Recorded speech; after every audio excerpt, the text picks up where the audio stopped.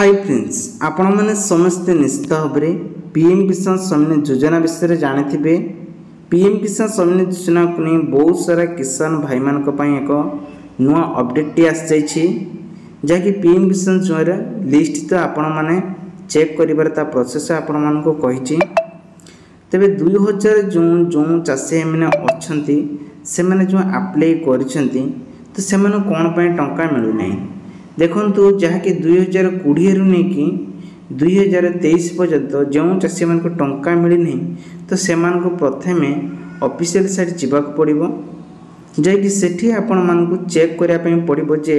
आपणकर नाम अच्छी कि नहीं कारण ऑफिशियल साइट रे एबे आपणकर आधार कार्ड को बा केवाईसी की अपडेट करा जाए नहीं किंबा वेरीफाई होई नहीं तेणुकर से चाषी मान को 2000 टंका लेखा मिलू नहीं किंतु 2024 रे जो चाषी मैंने अप्लाई करने चाहते तेज से चाषी मैंने अप्लाई करें किंतु क्षुद्र चाषी एंड नाम चाषी होता दरकार भूमिहीन चाषी मैंने ये आवेदन करें ना जदि आपण मैंने कालिया छुआ क्षुद्र चाषी रे आवेदन करेंगे ताहले एठी पीएम किसान छुआ आवेदन करें ना जदि भी आपण माने भूल से आवेदन कर देउचंती सेतिपई आपण मान को हे भी पारे न भी हे पारे या ऑफिशियल साइट रे सूचाई दे जाइछि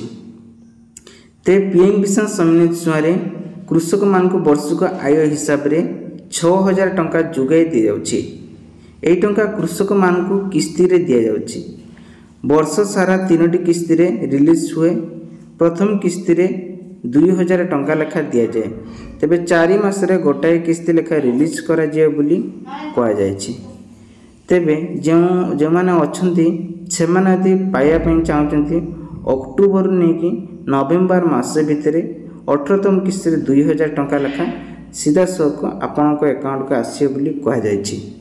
तेबे ये तिला गोटे इन्फॉर्मेशन नुआ अपडेट गोटे आशा करछि आपन इस बहुत सारा हेल्पिंग होइतिबो।